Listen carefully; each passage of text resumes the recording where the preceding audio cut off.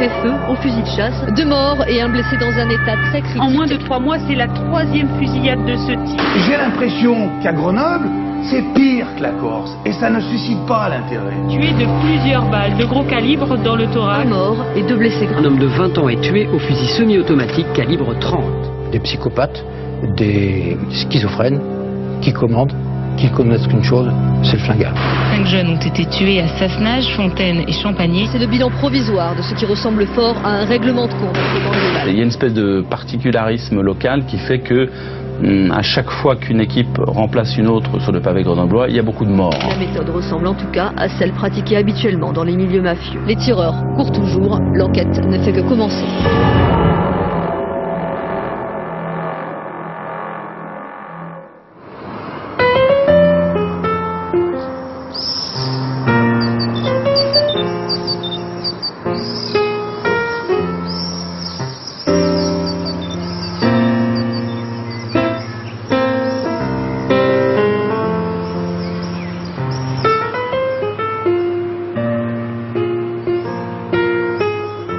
Cachée à l'ombre de 3 montagnes, la capitale des Alpes est aussi celle des faux-semblants. Grenoble, en apparence si tranquille, règle ses affaires de famille à l'arme lourde. Fusillade, vengeance, mort violente. Grenoble, ville aux 2 visages. Le ski, les chalets, les hautes technologies, tout le monde connaît. Mais il existe une autre face. Celle de la rue et de la nuit, qui depuis toujours sourit aux coups de feu, exécutions sommaires et guet-apens sanglants. Depuis quelques semaines, les Grenoblois entendent à nouveau le bruit des armes. Les dernières déflagrations ont déchiré la banlieue immédiate de la ville.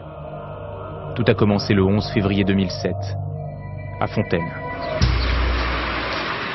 Théâtre d'un mitraillage à l'arme automatique, un parking soudain recouvert d'une 30aine de douilles de Kalachnikov. Quelques jours plus tard, exécution sommaire à Sassenage, une commune limitrophe. Une voiture est violemment projetée contre ce mur de béton. Ses occupants sont abattus au fusil à pompe. 2 mois s'écoulent et c'est à Champagny, village de basse montagne, qu'est organisé un véritable guet-apens. Une route déserte où retentissent les déflagrations typiques du calibre 11-43. Depuis le début de l'année, 5 hommes ont été tués dans ce qui, selon toute vraisemblance, serait une série de règlements de compte.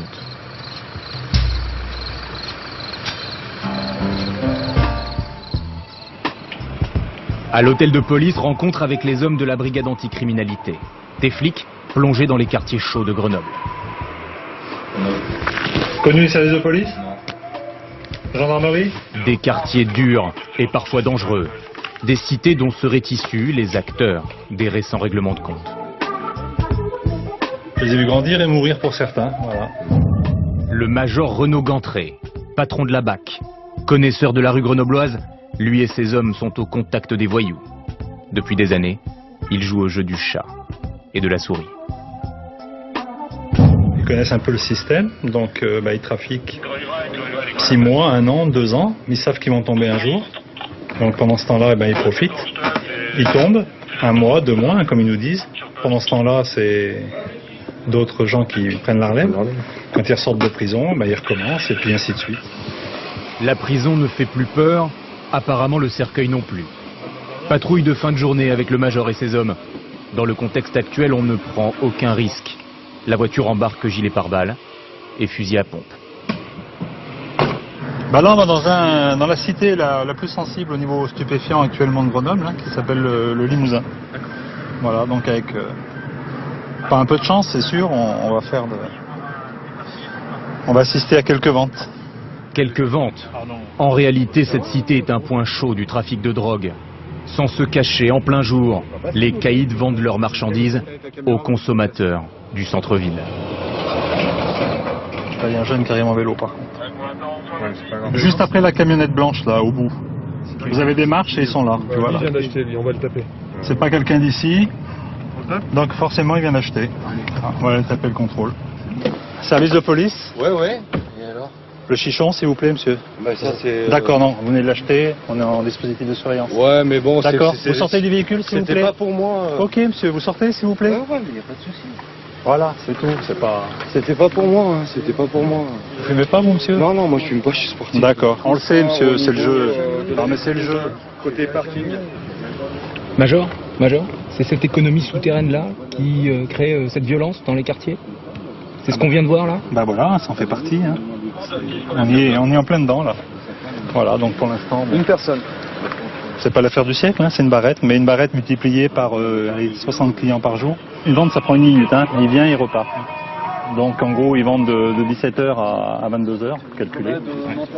Suffisamment d'argent pour se tirer dessus les uns les autres? Ah oui, pour certains, oui. Ouais.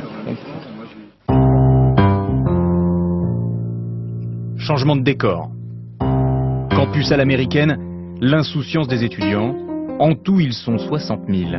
Un joli fonds de commerce pour les trafiquants de drogue. Il y a un marché à Grenoble, un marché juteux. De sources policières, 9 tonnes de cannabis finissent leurs courses chaque année dans la capitale des Alpes. Comme Paris, Grenoble a son institut d'études politiques, avec les chercheurs les plus pointus en matière de délinquance. Ça reste des groupes de quartiers, des bandes de quartiers, alors qui peuvent monter en puissance, hein, et qui vont à ce moment-là s'affronter avec une autre bande, soit sur le même quartier, soit sur un quartier d'à côté, pour maîtriser un périmètre. Le sociologue Sébastien Rocher, spécialiste de la criminalité, la cause des règlements de compte, c'est le contrôle du marché de la drogue. Ça reste des groupes de quartiers qui ont une success story, c'est-à-dire qui grossissent assez vite, qui ne maîtrisent pas leur croissance, comme on dirait pour les entreprises, et qui à un moment donné, lorsque les enjeux économiques sont très importants, ben vous ne pouvez pas aller les protéger devant le juge. Si vous avez un différend commercial dans une entreprise, vous pouvez aller devant le juge. Là, si vous avez un différend commercial donc sur la quantité du produit, sur la qualité du produit ou sur les zones de distribution, exactement comme une entreprise, ben vous devez vous faire respecter vous-même.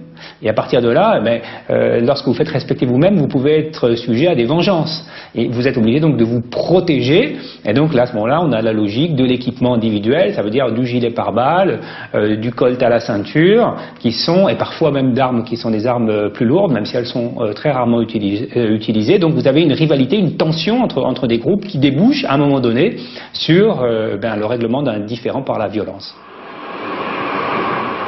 Le service fait divers du Dauphiné libéré. Je vais appeler Henri. Règlement de compte, trafic, crime organisé. Au fil des ans, avec l'expérience, ces journalistes sont devenus des experts. Et pourtant, depuis le début de l'année, ils sont eux aussi interloqués par la suite de règlements de compte qui ensanglantent l'agglomération. Stéphane Blaisy était de permanence dans la nuit du 10 au 11 février 2007. Fontaine, le mitraillage. C'est sur ce parking qu'a lieu le premier règlement de compte de la série? Voilà, le 11 février, aux alentours d'1h du matin. 2 voitures sont garées là, avec 5 hommes. Ils sont en train de manger ici, tranquillement. Soudain, 2 voitures arrivent. Une première arrive ici, une autre se gare derrière la haie qui est là. De cette voiture sort un homme avec un fusil automatique, vraisemblablement une Kalachnikov, et tire une rafale, au moins 30 projectiles, sur les hommes qui sont en train de manger ici. 2 hommes sont touchés. Bélabès au thorax de 3 projectiles et April au moins un projectile dans une jambe. 2 autres hommes prennent la fuite et le 3e, Bibi, saute par-dessus la haie qui est là et puis il est parti dans le parc. Il a réussi à courir une centaine de mètres mais en fait il s'est effondré au niveau du bosquet des arbres qui sont là. Les assaillants étaient sûrement un peu fébriles. Parce qu'avec une arme automatique à quelques mètres, on imagine que le bilan aurait pu être encore plus lourd, quoi. Les 2 blessés survivront. C'est tout un chargeur qui est vidé et pourtant un seul homme est tué. Le mode opératoire est surprenant. Quand la pègre règle ses comptes, c'est au calibre 38, avec précision et sans laisser de témoins. Les 2 règlements de compte suivants, à Sassenage, puis à Champagné, seront bien différents, plus professionnels, plus implacables, plus terrifiants.